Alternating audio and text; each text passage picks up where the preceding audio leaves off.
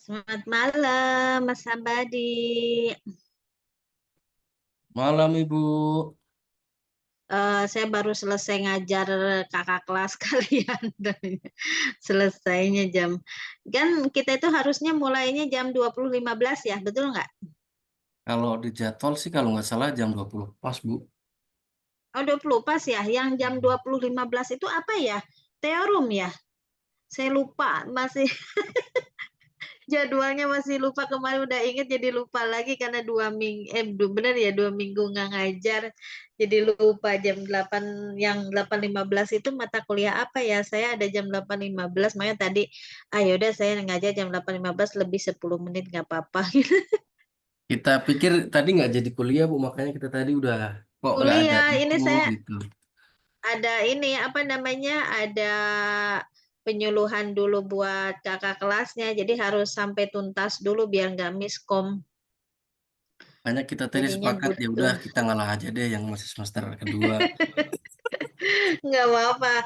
Di sini kan saya hanya pembahasan paling sebentar kok. Pembahasan ini. Kemarin itu sudah all ini ya, kelompok ya, betul nggak? Siap Ibu. Ah, ah. Saya paling nggak mau ngasih dasar materinya dulu. Kan saya udah sampaikan, maksud kita nggak harus terus-terusan Zoom, tapi kita kan nanti ada apa nggak materinya itu bisa dikolaborasikan dengan tugas. Bu Nah, izin Bu, ini silahkan. kan ada beberapa keluhan dari teman-teman Bu. Mm-mm. Ini Yang kan berkait. yang terkaitan dengan mata kuliah yang lain kan ini kan ada إلهي apa namanya?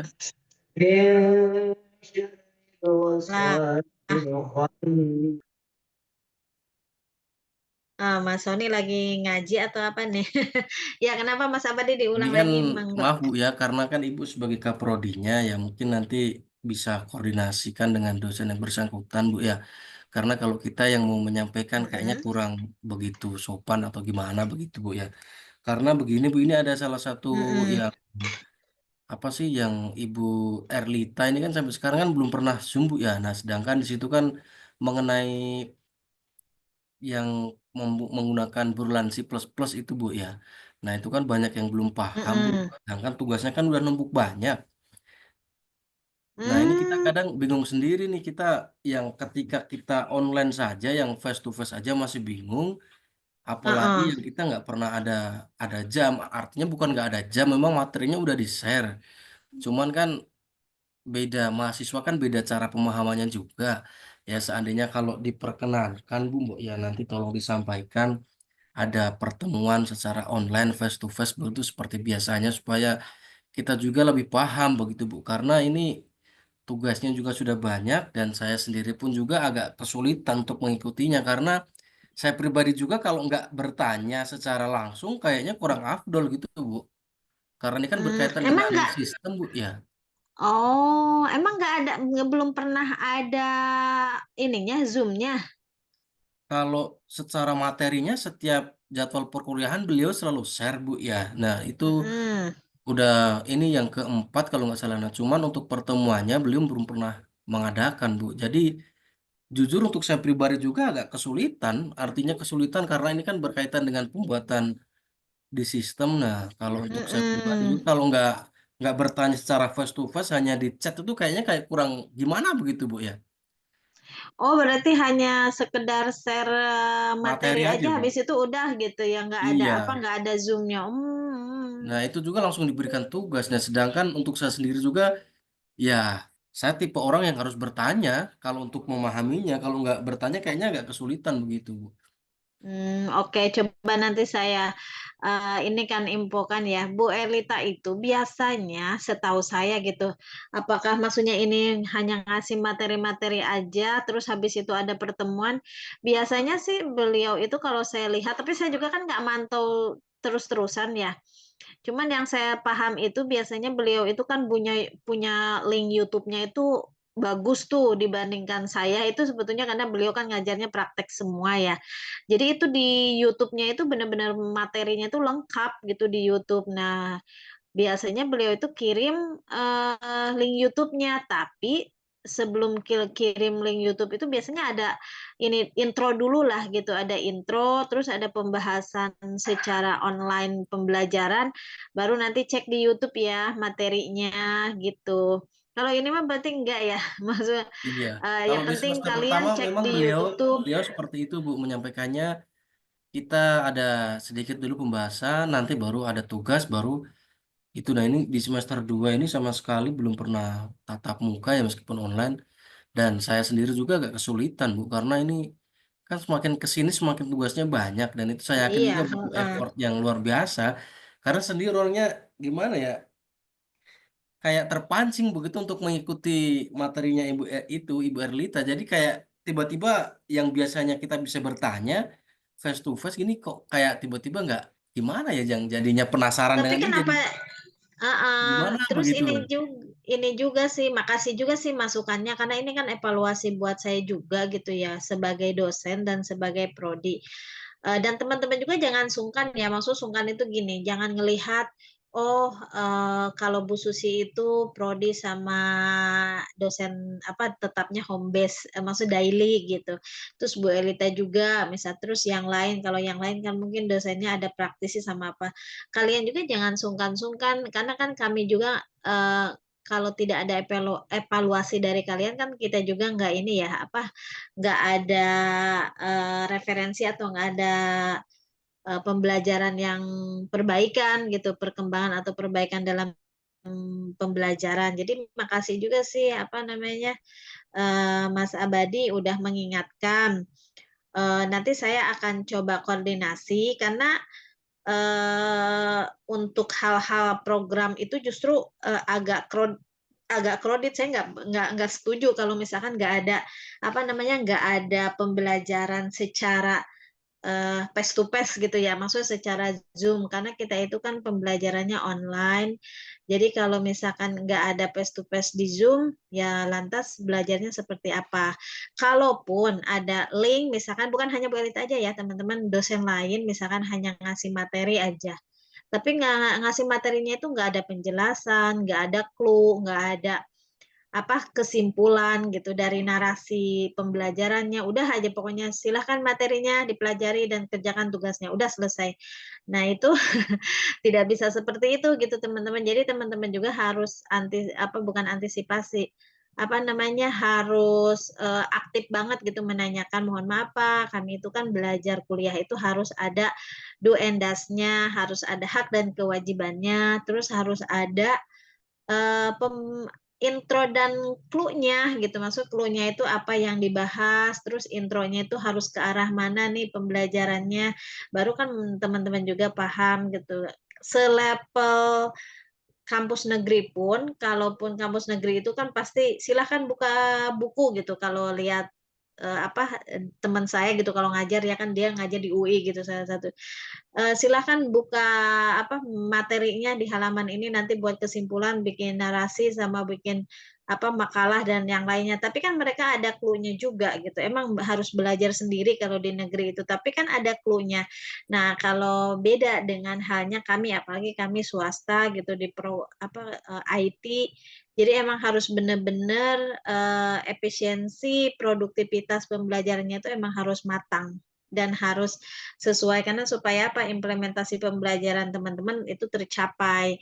Tapi teman-teman juga satu harus berani untuk mengungkapkan, tapi mengungkapkan yang educate ya, yang edukasi ya, bukan hanya sebatas komplain emosional, enggak, bukan seperti itu. Jadi harus cari win-win solusinya bareng-bareng. Terus yang keduanya disampaikan ketika ada keluhan itu disampaikan langsung, tetapi secara formal, Bu, ini gimana secara pembelajarannya, biar apa? Biar bukan hanya saya aja yang mendengar, tetapi yang bersangkutan juga mendengar dan itu dievaluasi nanti sama pihak akademiknya gitu ya maksudnya siapapun itu dosennya terus yang ketiganya kalau teman-teman ada dosen yang memberikan link pembelajaran situ entah itu di classroom ataupun di link YouTube itu minta tolong dijadikan perhatian perhatiannya apa banyak sekali dosen-dosen yang report ke saya bukan kelas kalian ya ketika dosen ngasih link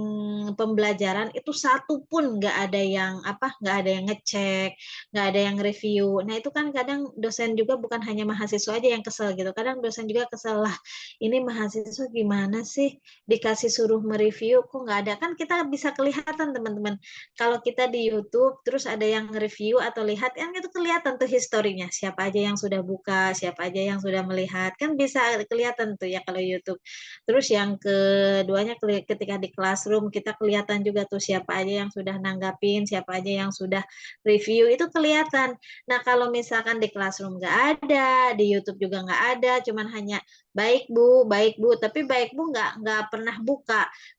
Giliran teman-teman mungkin buka sosial media yang lainnya sampai berjam-jam gitu, tapi giliran suruh review materi aja 30 menit pun juga nggak pernah buka. Nah, itu harus jadi perhatian juga ya sama teman-teman gitu supaya apa simbiosis mutualismenya itu antara pembelajaran si dosen ke mahasiswa, mahasiswa ke dosen itu menyatu, selaras satu sama lainnya gitu, saling membutuhkan, saling mereview dan saling menyimak dengan baik. Nah, itu juga ya saya harus apa? Harus saya luruskan di sini supaya teman-teman juga mengetahui bahwa bukan hanya dosen saja kadang mahasiswa juga ada yang seperti itu. Kayak kemarin adalah salah satu dosen, bukan Bu Elita ya, ada salah satu dosen, saya memberikan tugas, nggak dikerjakan. Itu bukan kelas kalian juga, bukan kakak kelas kalian. Terus saya kasih linknya, nggak ada yang download sama sekali. Itu kan kelihatan gitu. Nah ini gimana ya cara pembelajarannya mahasiswa mau seperti apa gitu. Disiapin materi, linknya, udah tinggal belajar, tinggal baca, tinggal review tapi nggak ada. Terus giliran di kelas, maksudnya di Zoom, pada masuknya telat gitu. Ada yang izin, giliran 10 menit, 15 menit mau selesai baru join. Nah itu gimana pembelajaran? Nah itu ternyata ada keluhan juga dari dosen, yaitu saya juga harus cari solusinya sebagai prodi giliran penilaian aja. Kok nilai saya segini sih? Kayak nggak terima gitu. Tapi giliran pembelajaran dia nggak mereview secara baik. Saya tidak menyimak secara apa standar pembelajarannya gitu ya mungkin Mas Abadi nanti saya akan carikan win-win solusinya khawatirnya kemarin itu beliau emang ya udah kasih materi aja dulu nanti pembelajarannya setelah liburan apa Idul Fitri atau apa mungkin gitu biasanya sih kalau Bu Elita itu saya lihat kayaknya Zoom-nya justru kadang suka sampai jam 11 atau jam berapa. Nah, nanti saya juga akan review kenapa kok belum pernah ada kelas. Apakah misalkan, oh iya emang sengaja biar mereka dipelajari dulu, habis itu nanti baru open kelas di Zoom. Oh, siapa tahu kan seperti itu. Saya sih ini aja positive thinking ya. Tapi makasih gitu Mas Abadi udah ngasih masukan. Jadi saya juga ada bahan review supaya tidak terlena gitu, terlena untuk mahasiswa nggak ada yang komplain berarti asik-asik aja nih. Padahal teman-teman itu merasa tersiksa gitu belajar coding, belajar pemrograman itu tidak semudah yang kita pikirkan. Itu harus benar-benar bukan dihafalkan tapi dipahami dan dipraktekkan gitu. Kalau belajar pemrograman itu seperti itu gitu. Apalagi kalau ada mahasiswanya yang males belajarnya, males join di Zoom, males buka YouTube-nya, udah itu nggak bakalan bisa apa-apa. Kalau menurut saya sih yakin dia nggak bakalan dapat ilmu apa-apa. Ya cuman hanya gitu aja, nothing gitu. Gitu mungkin ya teman-teman. Makasih nih Mas Abadi. Ada masukan Ya lagi Bu, nggak dari yang lain? ya Bu. Karena saya sendiri tuh tipe orang yang penasaran, bu, artinya coding ini asik loh sebetulnya. Cuman karena kepentok kita mau nanya ke siapa, kita mau japri juga kadang nggak enak, kita mau nanya di grup juga kadang bagaimana. Jadi kayak kita salah bagaimana jadi negatif tinggi sendiri. Jangan sampai nanti kita bagaimana begitu, Bu. Heeh, padahal mah adanya grup itu kadang saya juga suka bingung mahasiswa itu kalau ada masalah suka japri ke saya gitu. Padahal kan grup itu kan wadahnya untuk untuk diskusi, wadahnya untuk bertanya, wadahnya untuk mendapatkan jawaban, wadahnya untuk mengadopsi suatu informasi menjadi ilmu. Tapi teman-teman itu kadang suka sungkan, padahal kan grup tersebut itu kan hanya grup-grup kalian tersendiri, bukan grup keseluruhan mahasiswa kan. itu kan hanya kelas khusus, siapa saja yang ikut mata kuliah tersebut ya ada di situ gitu. Kalau yang nggak ikut mata kuliah di situ ya nggak ada.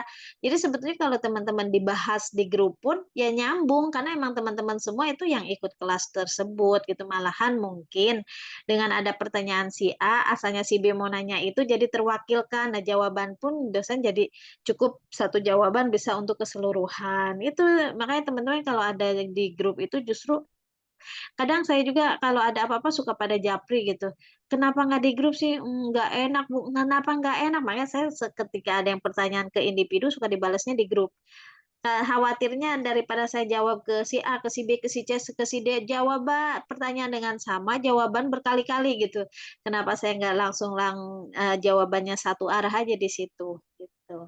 Jadi gitu ya Mas Abadi atau Siap, siapapun Ibu. di sini yang sudah join, jangan sungkan-sungkan ketika dosen itu di grup ditanyakan.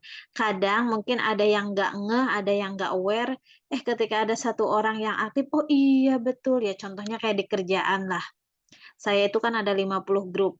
Itu dalam satu grup itu kadang yang nyimak dari ada 50 peserta, ada seratusan peserta, itu yang nyimak itu paling cuma dari 5, 6, 10, yang lainnya itu ada don't worry be happy aja gitu.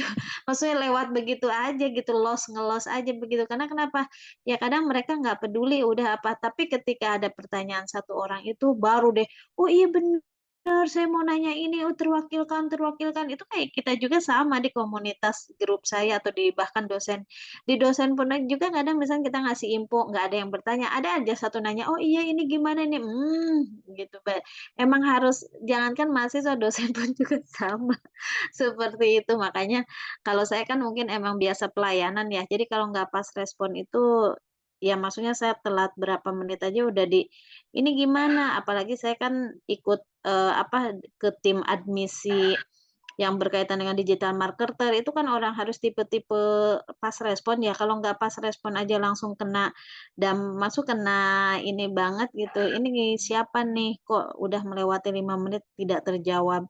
Jadi emang udah dibiasakan pas respon itu mau, menyenangkan atau tidak, jawaban pertanyaannya tetap harus kita jawab dengan dengan formal maupun informal gitu, Mas Abadi. Jadi biar dibiasakan dosen juga bukan menuntut mahasiswa communication-nya bagus, interaksinya harus aktif, terus di situ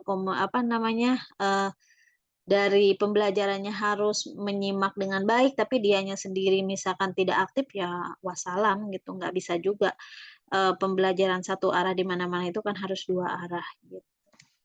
Mungkin gitu ya, eee Mas Abadi dan semuanya, teman-teman. Udah? Siap, Ibu. Cukup? Terima kasih, Ibu. Sama-sama. Cukup ya? Cukup, Oke, Ibu. jadi saya minimal sampai jam 9 aja ya. Ada pembahasan, saya ini dulu ya.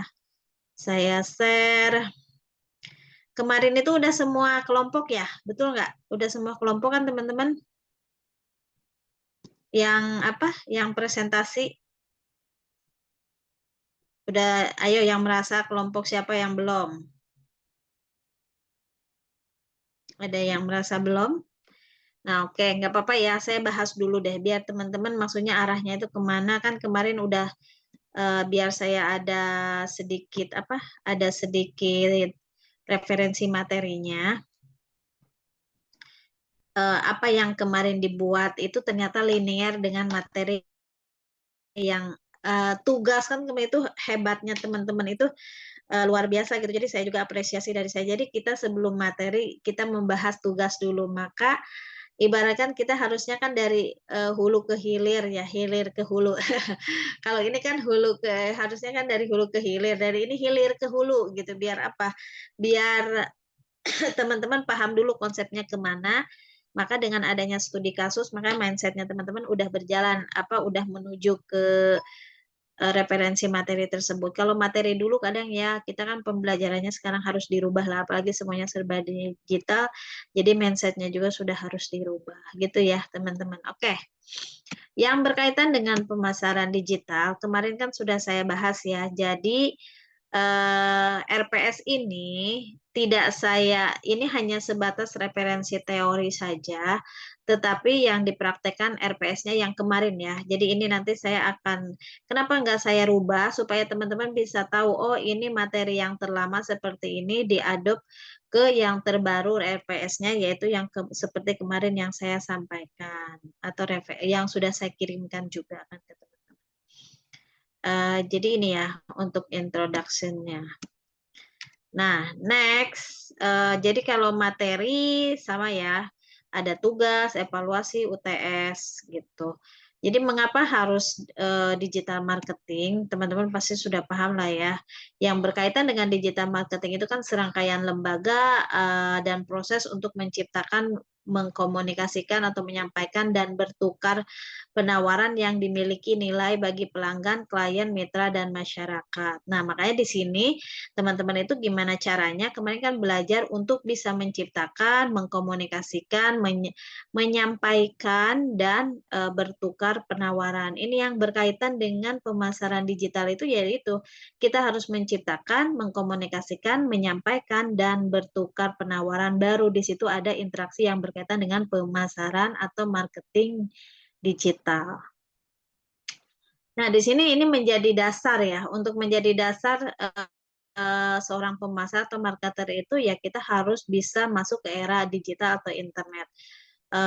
Seperti pembelajaran dari pengertian ini saya lewatin ya, pengertian teman-teman nanti bisa belajar lah yang berkaitan dengan digital marketing itu, pokoknya kita harus branding itu yang berkaitan dengan digital agency. Nah, sekarang ini kan saya bahas, saya itu mengajar digital marketing itu mulai dari 2016 ya, 2016 gitu teman-teman.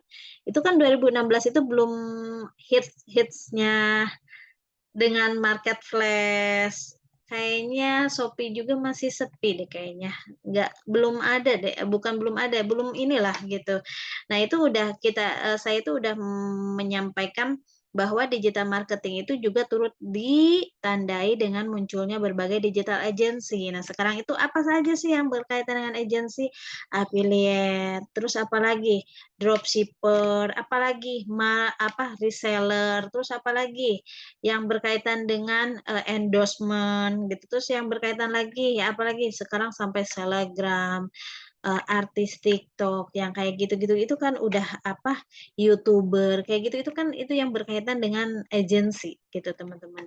Nah, agensi itu seperti apa? Yaitu kita ruang lingkupnya harus bisa mempromosikan menggunakan teknologi, kreatif, development, dan lain sebagainya. Itu yang berkaitan dengan digital marketing. Nah, yang digital marketing itu apa saja? Nah, teman-teman di sini kan pasti ya sudah paham yang berkaitan dengan website, konten marketing, sosial media marketing, VVC atau SEM, email marketing, ada marketing automation, ada inbound marketing, affiliate marketing. Nah, ini tuh sebelum ada affiliate, saya udah menyampaikan bahwa di pemasaran digital itu pasti ada perkembangan mulai dari apa? Ini terakhirnya affiliate. Nah, sekarang lagi ini enggak? Menurut teman-teman lagi booming enggak yang dimaksud affiliate itu? Betul nggak? Maksudnya apa yang disampaikan teori dan yang sebenarnya real itu benar nggak sih? Betul, Bu. Betul, Bu. Berarti betul ya. Dan ini pembelajaran, jadi saya itu kan belajar digital marketing itu ikut workshop pelatihan atau apa gitu ya. Sampai kita harus beli buku, dulu itu kan harus mengupas tuntas Facebook gitu. Nah, sekarang Facebook itu udah antara dilirik atau enggak masih ada sih, tapi kalau saya lihat masih ada gitu penggunanya, bahkan masih ada yang dapat cuan dari Facebook juga banyak, masih banyak gitu. Bahkan Universitas Mahakarya aja iklannya masih masuk ke Facebook, tapi banyak kan signifikan itu sekarang kita dari Instagram sama dari website atau dari Google Ads-nya gitu. Tapi dari Facebook juga masuk gitu teman-teman. Nah, ini masuk. Nah, dulu itu kan di website. Dari website kemana? Ke konten. Dari konten kemana? Ke sosial media. Dari sosial media kemana? SEM itu seperti ke manage ya. Memanage sosial media. Terus kemana? Email marketing. Teman-teman kan suka dapat email tuh ya. Email dari tiket.com, email dari Traveloka, mungkin email dari mana aja. Kalau saya sih dari tiket.com, dari Traveloka, terus dari ini Zalora, saya kadang dapat emailnya, terus dari LG, dari apa lagi tuh, banyak lah. Kadang dari bank gitu, tanpa kita bukan membernya, bukan nasabahnya, totonya kita dapat apa, dapat promosi dari klik BCA atau dari Mandiri, padahal kita bukan membernya, tapi tetap dapat belasan apa email marketingnya. Nah itu kan email marketing itu masih signifikan sampai sekarang. Nah marketing automation juga sama. Nah sekarang itu kampus lagi menggunakan yang namanya Komo gitu teman-teman. Komo itu seperti apa? Kita itu bisa iklan melalui digital marketing dan itu bisa dikelola oleh admisi dan dikelola oleh manajemen dan itu signifikan sekali. Kita targetnya bisa bukan ratusan lagi tapi ribuan bahkan puluhan ribu dan itu bisa. Nah, menggunakan apa? Yaitu marketing automation ini. Nah, inbound marketing itu yang berkaitan dengan pelayanan yang berkaitan fast respon. Nah, sekarang masuklah ke affiliate gitu ya, teman-teman. Jadi emang itu ada dan ilmu yaitu udah disampaikan sama orang-orang digital marketer terdahulu dan itu real. Ternyata terjadi apa yang disampaikan di teori-teori oleh pakarnya tersebut gitu. Nah, kita perkembangan sosial media udahlah ya, perkembangan sosial media kan kita pasti tahu mungkin dari dulu zaman Friendster, zaman MySpace, zaman apa sekarang udah apa ya, udah benar-benar sosial media itu udah banyak sekali. Bahkan mungkin kalau diikutin itu kayaknya lebih dari 10, benar nggak? Teman-teman dulu pernah nyoba mulai dari apa? Mulai dari, saya itu mulai nyoba dari Line, dari WeChat, terus apa lagi sih ya? Line, WeChat, terus apa lagi tuh? Yang suka nelpon gratis itu apa? Imo atau apa ya gitu, apa saudara saya itu kan ada di luar negeri gitu, suka kalau nelpon itu pakai itu, biar gratis katanya. Nah sekarang itu banyak lagi sampai ada yang mendapatkan jodoh pun juga udah ada gitu di sosial media. Ada apa, ada mak comblang melalui sosial media lah, itulah perkembangan-perkembangan sosial media itu kalau kalian ikutin nggak ada habisnya. Seperti kalian mengikuti teknologi. Teknologi itu kalau kalian ngikutin terus hanya karena FOMO, bukan karena kebutuhan, karena hanya keinginan gitu, bukan karena apa fungsi, ya habis.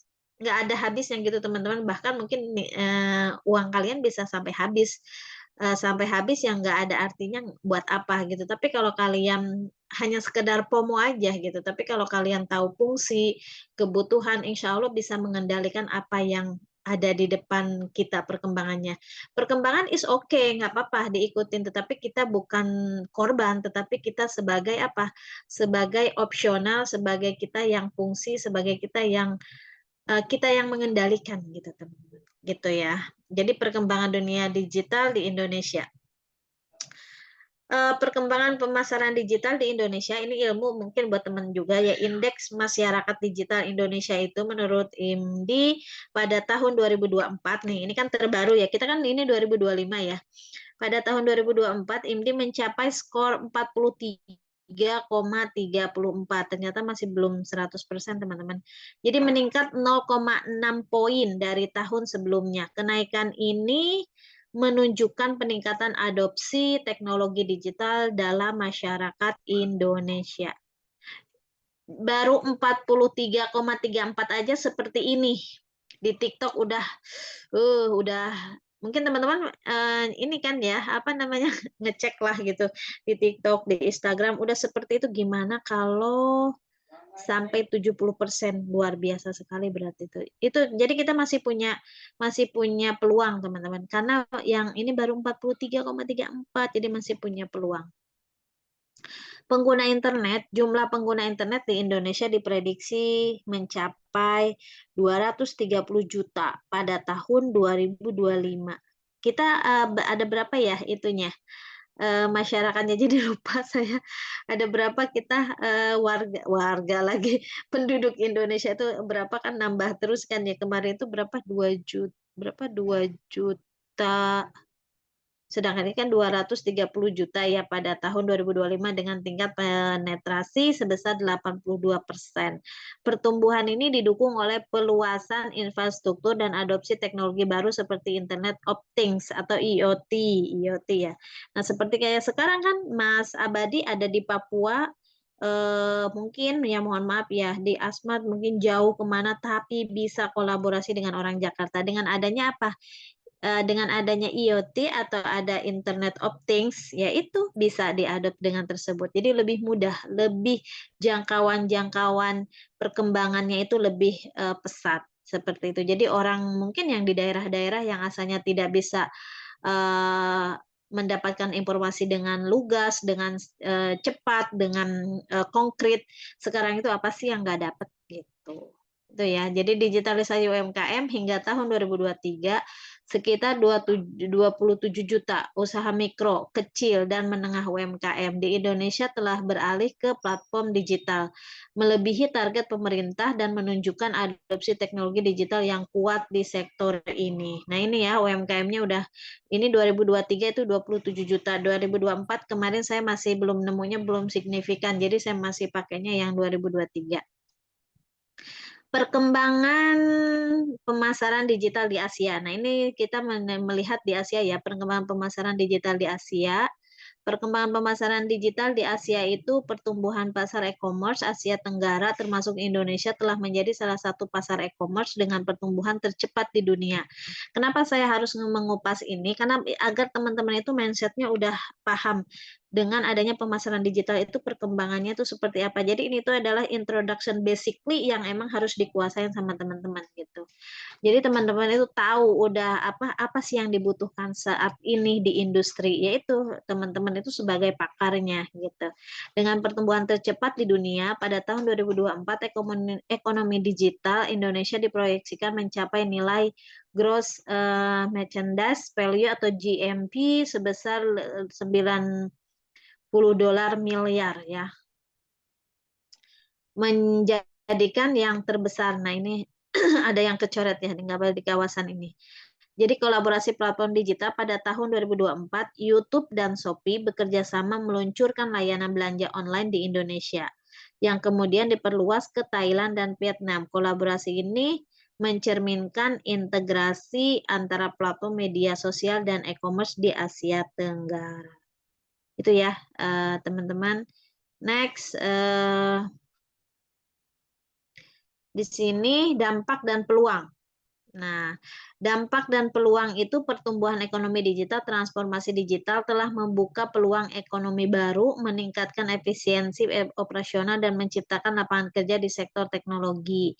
Itu yang dampak peluangnya duanya, peningkatan siklus inklusi keuangan, digitalisasi layanan keuangan telah memperluas akses masyarakat terhadap produk keuangan, mendukung pertumbuhan ekonomi inklusif. Nah, yang ketiganya di sini kita juga bisa meningkatkan inklusif keuangan, digitalisasi. Nah, sekarang kan semuanya udah ya, udah seperti itu ya teman-teman, tantangan infrastruktur dan literasi digital.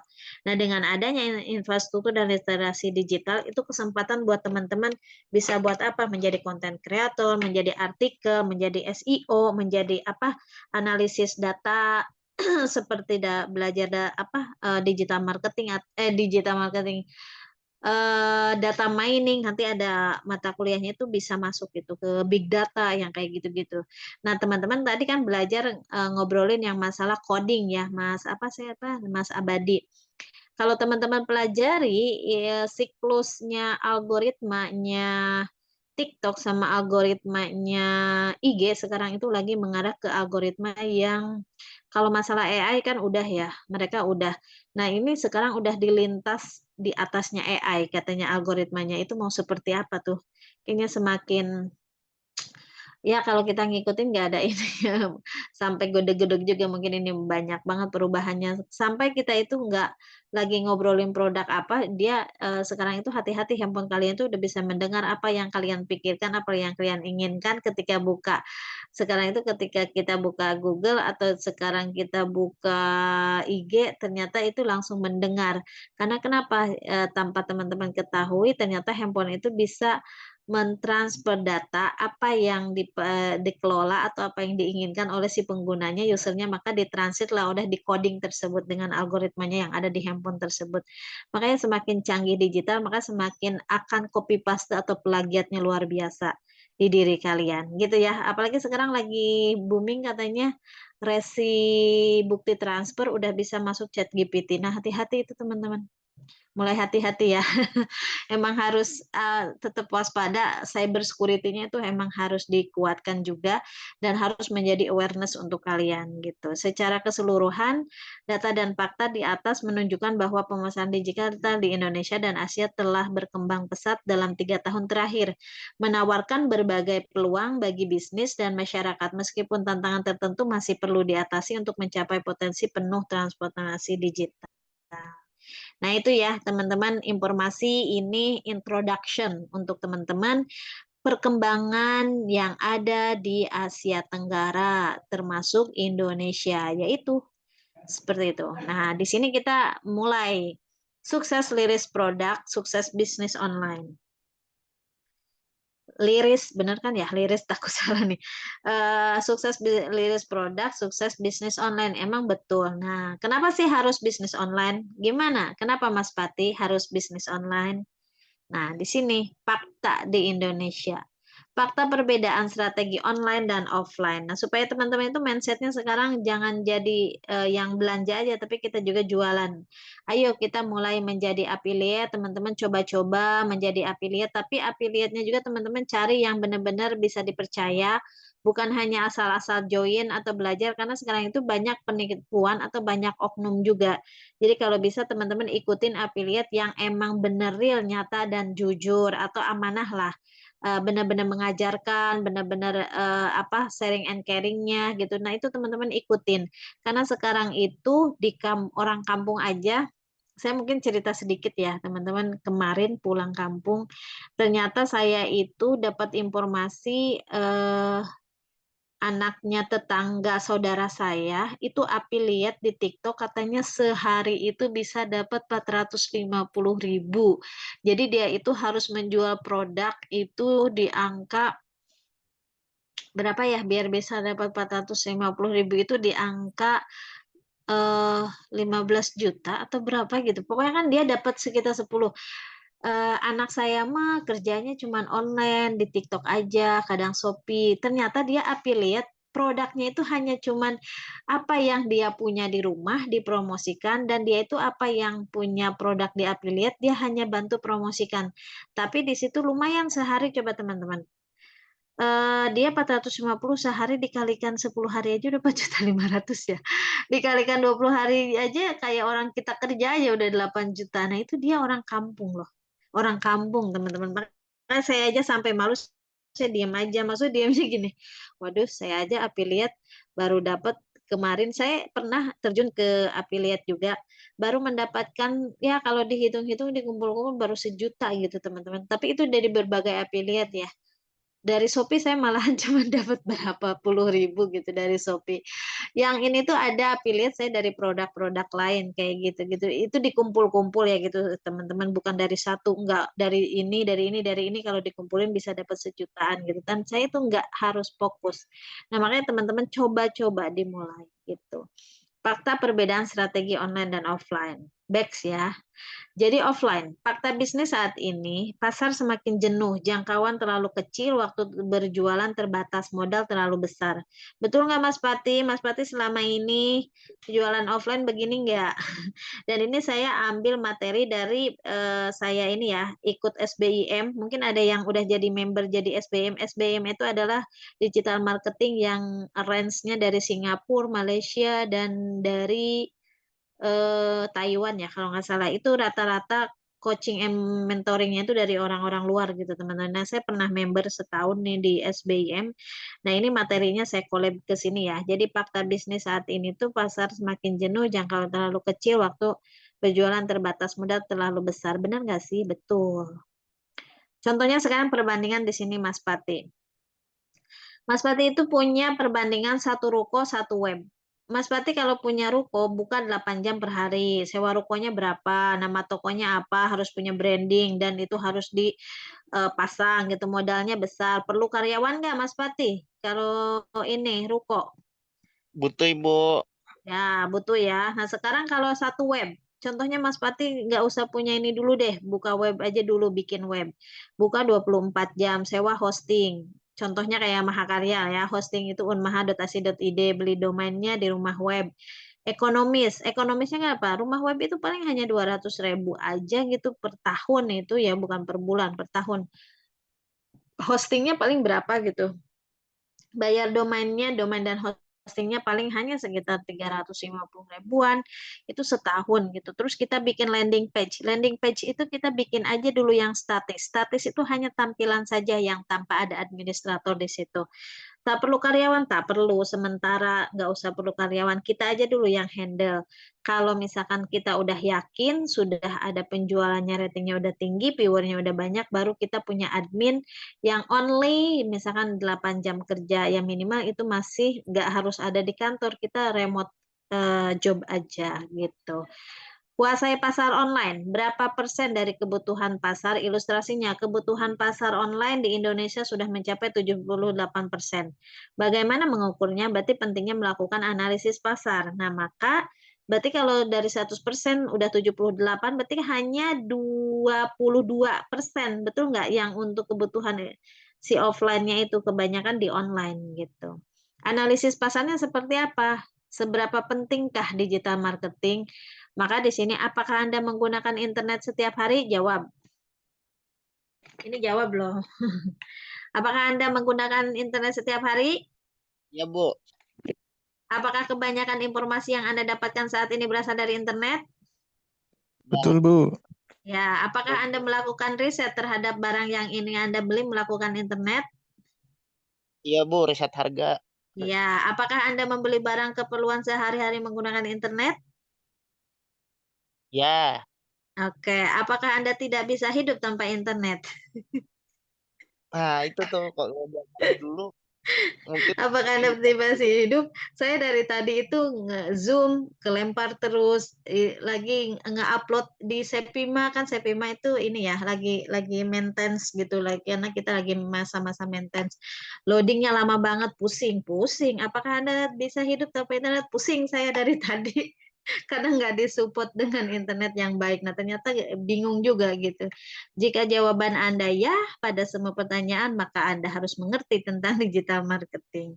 Jika jawaban Anda tidak, maka sebentar lagi Anda akan terpengaruh untuk menjawab ya berapa tahun, bahkan bulan. Itu ya jawabannya ada di diri kalian tuh, ada di analisisnya dulu. Pelajari 5 kesalahan untuk pemula agar tidak terjadi bisnis online. Agar tidak terjadi di bisnis online, maksudnya tidak terjadi ini, makanya teman-teman harus tahu dulu apa.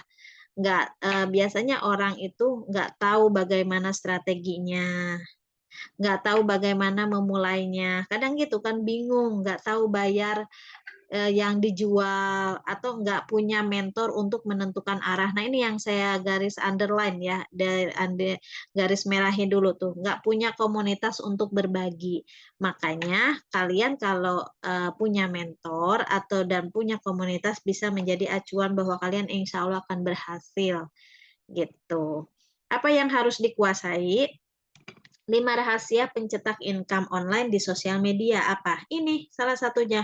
Website, YouTube, Facebook, Instagram, Marketplace. Sekarang kan mungkin ada tambahan TikTok. TikTok lah bisa termasuk ke inilah, apa namanya, Marketplace juga kan jualan di situ ya. Marketplace itu apa aja? Ya banyak lah, Tokopedia, Shopee, Lazada, dan lainnya. Semuanya gitu. Mau itu Adidas, mau apa itu kan masuk ke Marketplace lah, by online. Websitenya, Kak, website itu kan banyak, contohnya kayak Zalora, sebatas perusahaan Pertamina aja, Adidas, apa semua yang lain yang teman-teman suka lah gitu, itu kan punya websitenya. Di mana mencari customer baru ya di sini adanya gitu. Makanya teman-teman harus punya semuanya di sini. At least punya produk atau belum, minimal branding aja dulu. Kalau kata Tokopedia, coba aja dulu. Karena kenapa?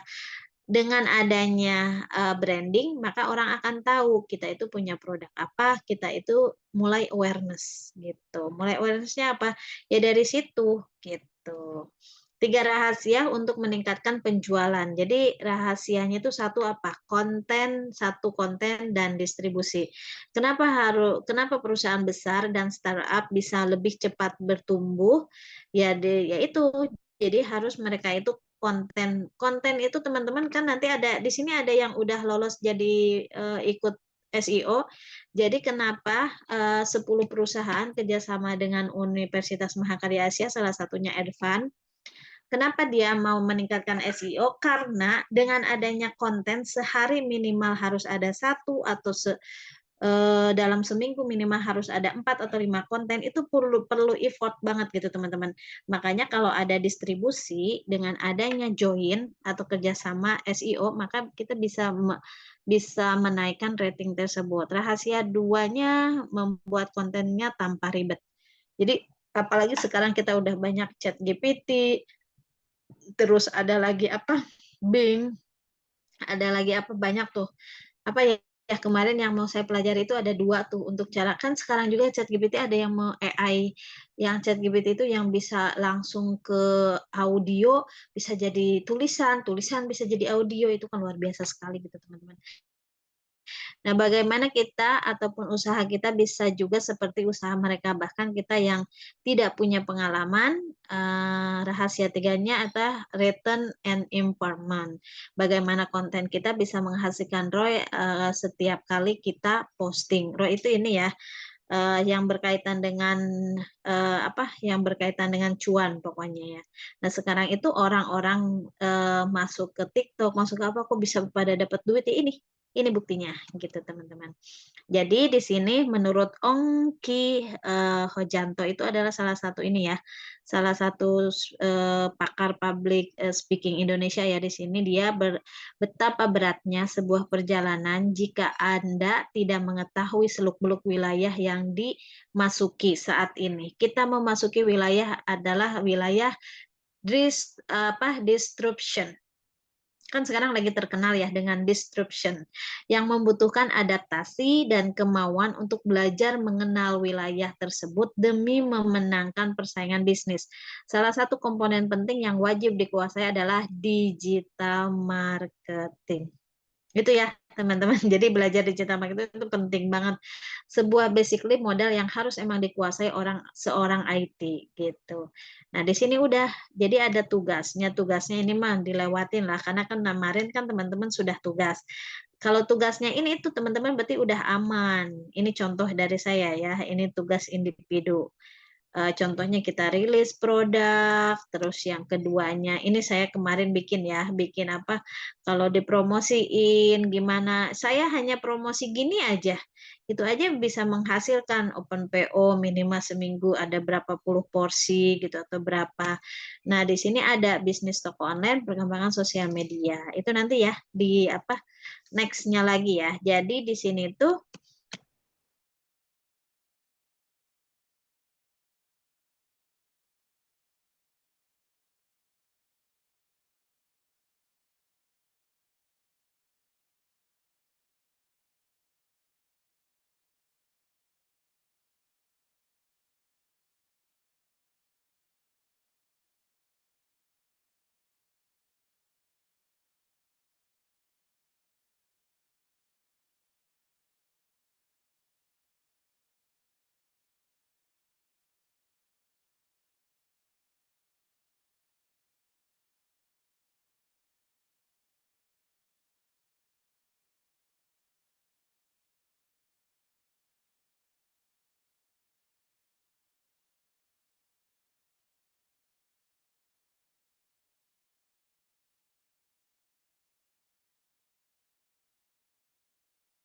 Halo, di saya suaranya hilang guys. Sama, Mas. Kayaknya Tenggelam gangguan. ya, suaranya tenggelam Ibu. Sepertinya ibu sedang tidak baik-baik saja. Yang paling tidak baik-baik saja saudara lah. Udah jam berapa di Papua sekarang? Saya masih di Jogja, saudara. Masih di Jogja. Waduh, tahu kemarin mampir di Jogja. Loh, tapi kemarin dari Jogja tuh. Enggak ke Jogja sih. Purworejo kemarin tuh. Oh, Kalau Purworejo kan ke Jogja udah cuman berapa? 40 menit. iya, deket. Jogjanya di mana saudara? kan jadi saya kelempar, maaf ya. benar kan Iya, membuktikan benar. bahwa internet kurang mendukung saya gitu. Maaf ya. Dimaafkan Ibu. Lanjut Ibu. Iya dari tadi saya itu begitu Zoom dari pagi gitu ya. Saya itu nge-Zoom dari jam berapa ya? Dari tadi itu meeting atau apa kelempar terus. Jadi open cam-nya Misu sih enggak, nanti saya kelempar. Emang jaringannya itu nggak tahu kenapa gitu lagi nggak stabil. Nah itulah saya lupa bawa dompet, ya penting bawa handphone, ya udah ya penting di handphone gitu ya. Siap Aduh Ibu. dengan internet. Betul, jadi seperti itu ya mungkin teman-teman, ini saya share sedikit tadi ya, yang biar apa namanya. Jadi ini saya hanya referensi aja ya teman-teman, maksudnya dari kemarin kan ngebahas tugas, nah referensinya itu apa yang teman-teman kemarin ditugaskan itu tidak melenceng dari materi gitu, makanya kan teman-teman di sini itu kan harusnya belajar teori dulu baru tugas, tapi teman-teman itu tugas dulu publishing, terus apa namanya bekerja sama dengan teamwork dengan temannya. Ternyata ya apa yang dikerjakan ya emang sesuai yang ada di teori tersebut gitu ya. Jadi mungkin malam ini saya hanya referensi sampai ini aja ya, sampai perkembangan apa digital, terus kenapa kita itu harus ke digital marketing, karena ada beberapa yang masih aware, ada yang enggak, bahkan mungkin di kalangan teman-teman harusnya punya potensi, ada beberapa juga yang enggak punya TikTok. Enggak Bu, saya enggak suka main TikTok. Sebetulnya main TikTok itu bukan hanya untuk maaf ya narsis atau yang lainnya. Kalau tahu peluang itu bisa dijadikan bisnis juga gitu teman-teman, bisa dijadikan bisnis. Apa teman-teman misalnya nggak suka selfie, nggak suka apa namanya, nggak suka narsis, itu kan bisa dijadikan buat peluang bisnis, tapi bukan untuk menjadi bahan branding, persona branding, tapi untuk produk branding gitu teman-teman. Nah itu kan bisa dijadikan, saya mah orangnya introvert misalkan, kan introvert itu mungkin nggak mau dilihat orang, nggak mau segala. Tapi kalau kita jual produk kan nggak harus introvert, kan bisa ekstrovert tanpa harus menunjukkan siapa jati diri kita sendiri. Dan itu ya teman-teman, itu contohnya. Jadi mulai sekarang itu emang harus melek apa nih peluangnya, yang harus nggak butuh import harus ke kantor atau ke apa, mungkin nyari-nyari job remote, tapi job remote-nya yang amanah, yang emang bisa dipercaya, bukan hanya asal-asalan ikut perkembangan di dunia digital, tetapi emang kita bisa mengendalikan dunia digital tersebut. Gitu teman-teman, ada yang mau ditanyakan silahkan sebelum untuk minggu depan mungkin nanti lanjut ke pembahasan tugas yang kemarin kolaborasikan dengan materi. Nanti saya buatkan clue-cluenya lagi, jadi minggu depan insya Allah kita mungkin saya juga ngajar ya, reminder buat saya insya Allah kita harus tepat waktu jam 8, karena tadi saya kan ada pembahasannya agak-agak lama ke kakak kelasnya karena untuk untuk target proyeknya mereka. Nah kalau jam 8 minimal, maksudnya kita pembahasan mulai dari tugas sampai ke materi itu jam 9 bisa udah selesai gitu. Karena kan kasihan nih ada yang beda waktu sama kita, ntar kelamaan kemalaman. Jadi sudah tidak kondusif lagi gitu kalau terlalu malam. Ada Izin Bu, yang mau masih di Jawa ditanyakan? Bu saya Bu. Kenapa? Masih di Jawa Bu. Siap. Masih dijawab harus gitu. Itu mana ada yang mau ditanyakan? Nggak ada ya? Dari saya cukup Bu. Aman Ibu. Oke, aman lah Masih ya. aman. Ini kan masih apa sih namanya ya, masih teori biasa aja gitu. Nah nanti nextnya minggu depan kita bahas ke tugas lagi, karena digital marketing itu bukan belajar hanya teori, tapi setiap setiap hari, maksud setiap pertemuannya, setiap meet up itu ya ada tugas di situ, pasti ada tugas yang harus diselesaikan, karena itu kan sebetulnya digital marketing itu kan praktek gitu.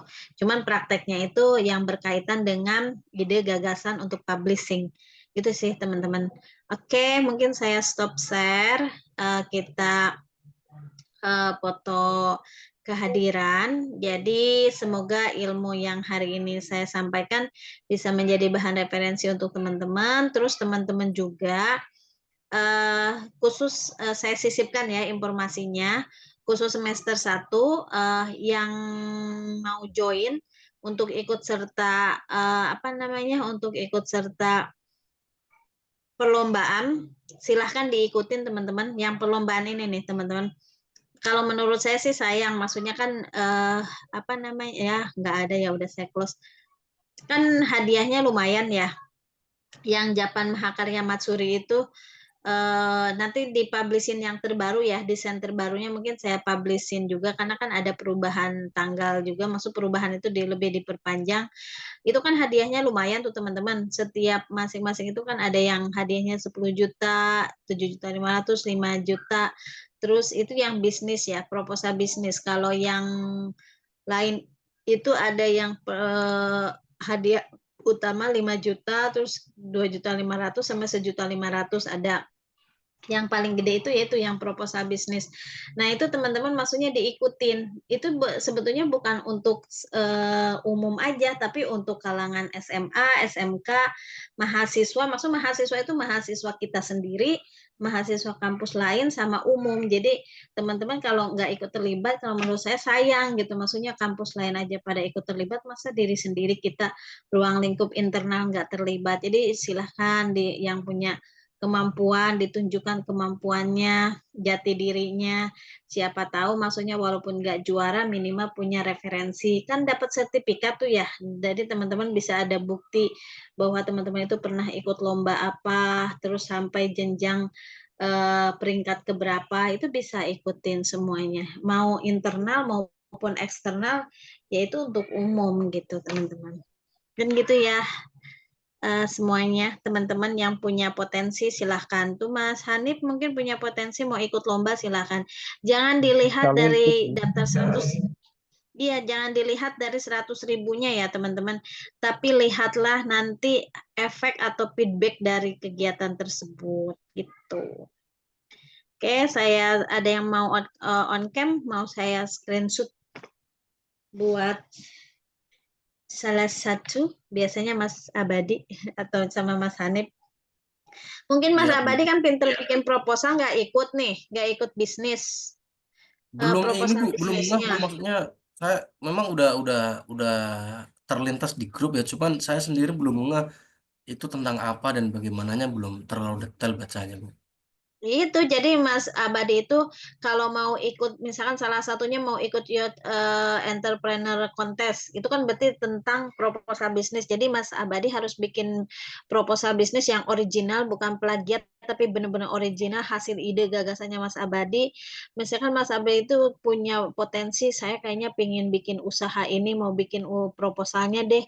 Atau bahkan misalkan saya itu punya proyek A, saya mau bikin proposalnya tapi tanpa diketahui atau plagiat orang, emang benar-benar murni kayaknya saya pingin ini. Nah nanti proposalnya itu akan dikaji, akan akan direview oleh pakar-pakar yang udah di bidangnya usaha bisnis tersebut. Jadi bukan kami ya, maksud bukan dosen-dosen, tapi emang dari luar, dan itu yang emang benar-benar pakar di bidang-bidangnya itu, coaching mentoringnya itu emang dari pakarnya masing-masing gitu. Terus proposal tersebut itu kan nanti ada template-nya, tapi sebelumnya dibuat dulu yang original, terus nanti ada template-nya, terus ada workshop-nya, nanti ada workshop, ada seminarnya, dapat sertifikatnya juga.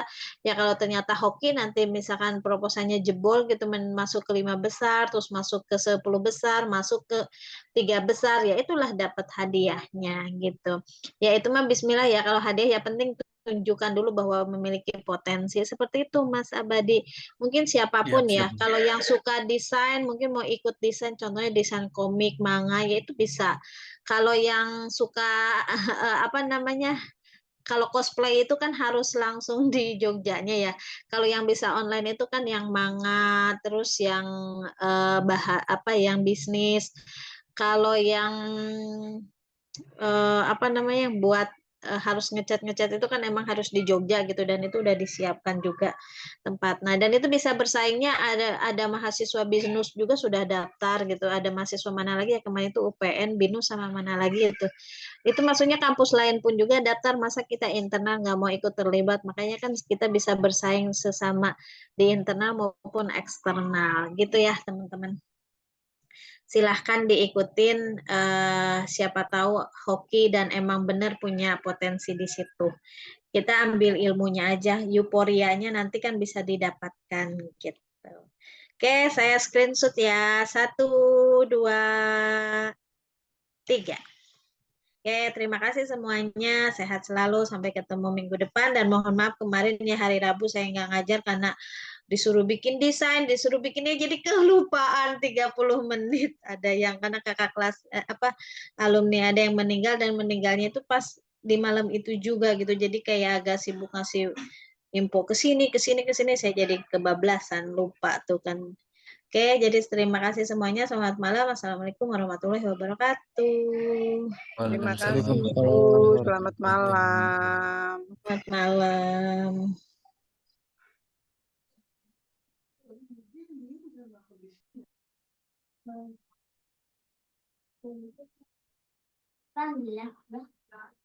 Oke, Lev, teman-teman.